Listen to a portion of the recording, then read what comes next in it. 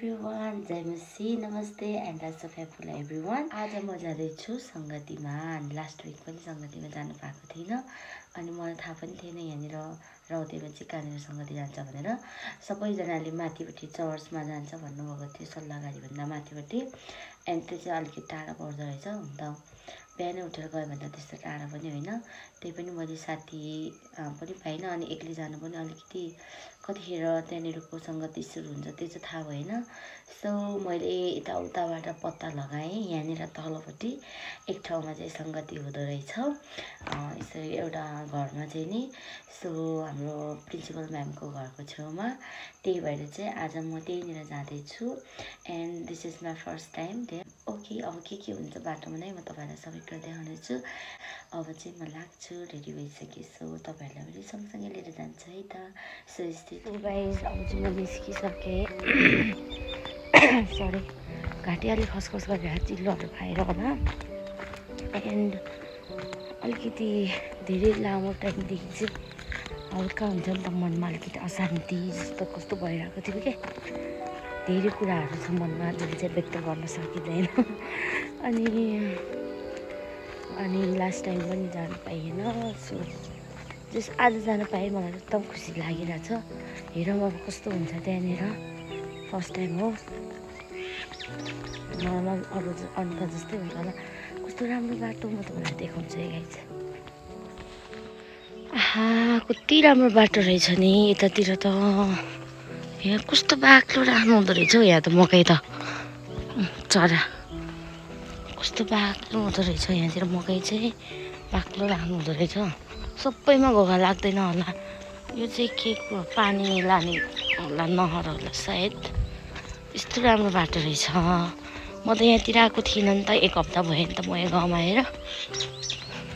घाम उदाइरहेको छ गाइजहरू। Wow wow, के खतरा खतरा पिसफुल छ। पिस एकदम पिसफुल, दामी।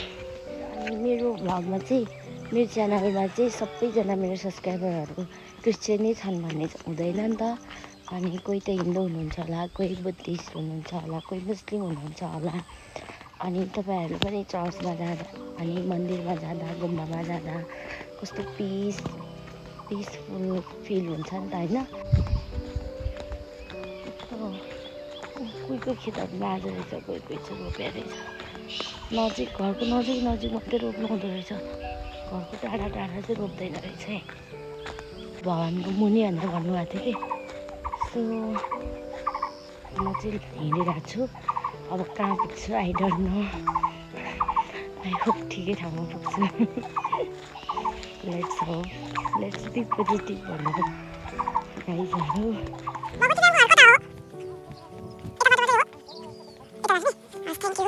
अब जाने उता गएर आउने होला। कतानिर होला? ए हो नि, यो घरभन्दा उतापट्टिको घर हो। ए हुन्छ। कस्तो राम्रो रहेछ तपाईँको घर त। कति राम्रो बनाउनु भयो यो फुल। कस्तो राम्रो बनाएको। गाइस, यो चाहिँ हाम्रो प्रार्थना सङ्गति गर्ने ठाउँ हो। अनि आज चाहिँ अलिकति उस भएछ, म चाहिँ अलिकति सेट बोर भएछ। म तपाईँलाई अहिले सुनाउँछु। अन्तिम दिनहरू के लानिरहेको छु, झोला लिइरहेको छु। अहिले सधैँ आनन्दित रहो, निरन्तर प्रार्थना गरिरहो, सबै परिस्थितिमा धन्यवाद दियो, किनकि ख्रिस्ट येशूमा तिमीहरूका लागि परमेश्वरको इच्छा यही हो।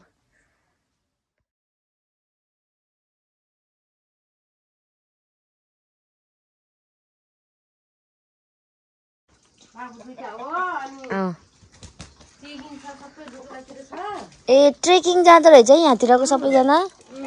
ए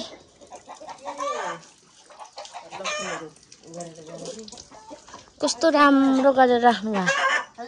राम्रो गरेर भन्दाखेरि पहिला चाहिँ यहाँनिर सङ्गति शनिबार नै हुन्थ्यो अरे। अनि आजकल चाहिँ माथि मान्छे नभएर शुक्रबार हुँदो रहेछ गाइजहरू सङ्गति चाहिँ। सो आज चाहिँ सङ्गति भएन अनि हामीले प्रार्थनाहरू चाहिँ गऱ्यौँ अनि भेटघाट भयो। अनि अब आउँदो स्याटरडे चाहिँ हामी माथि चर्चमा नै जाने भयो। अनि म चाहिँ अहिले एकजना आन्टीको घरमा बसिरहेको छु। अब ब्यामको घरमा आएर गिटार एउटा झिक्छु हुन्छ। ए यस्तो हुँदो रहेछ नि त। यो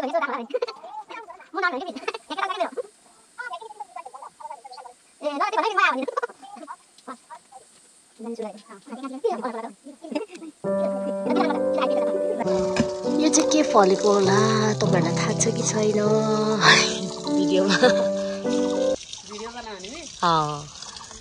के होला हाम्रो यहाँ युट्युब फ्यामिलीहरूलाई थाहा छ कि छैन भनेर के हो यो नाम कसले भन्न सक्छ भनेर। तपाईँ लुगा धुनुहुँदै भर्खर खाना खाएर भ्यायो हामीले है। बसी खाना खाएर भ्यायो आफै। कति मिनट बसाएको है? प्रशस्तै फले रहेछ है।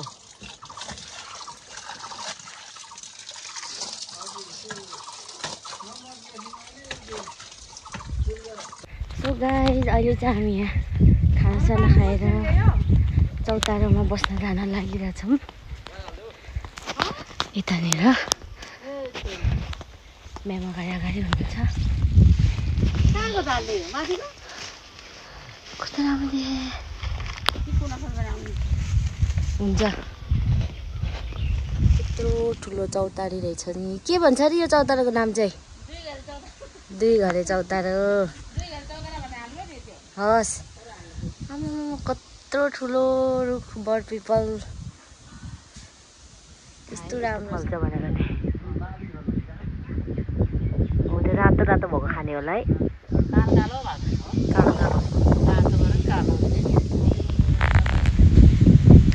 यस्तो दामी रहेछ नि त ठाउँमा। हामी चाहिँ हावा हेर्नु रहेछ। हामी चाहिँ हावा खान आएको। कति हावा आउँदो रहेछ। यस्तो राम्रो ठाउँ रहेछ।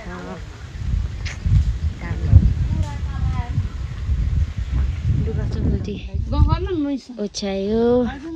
यता एकजना सुत्नुभयो उता एकजना। फिल्म हेर्नु हुने?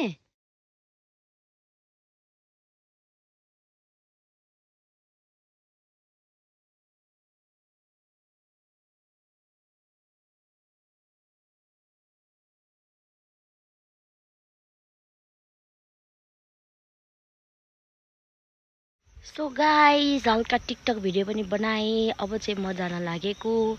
तपाईँहरूलाई फुल लुक पनि देखाउनको लागि भिडियो सुरु बनाएको। आमा मोबाइलमा बटाउने ठाउँ नपाएर ढलेको गरेँ। त्यही पनि जसो तसो मैले तपाईँहरूको लागि भिडियो बनाइसकेँ गाइस। अब म जान लागेको घर रहेको छ ऊ त्यहाँ माथि। त्यहाँनिर माथि एकछिनमै पुग्छ होला पुग्न चाहिँ। सो अब चाहिँ हिँडेको ल गाइस। घरमै भेटाउला। आन्टीले ल्याइदिनु भएको काँक्रो लोकल हो यो। चकुले मैले पनि खानासाना खाइसकेँ। अनि अब चाहिँ म सुत्न लागेको। सम्पूर्ण मेरो दिदी दाइ आमा बुवा मेरो स्टुडेन्ट्सहरू होइन पहिलाको स्कुलको स्टुडेन्ट्सहरूले पनि हेर्नुहुन्छ। सबैलाई thank you so much. And जाँदा जाँदै किप फेथ इन गड भन्दै आज ब्लग यहीँबाट बिदा हुन चाहन्छु। By guys.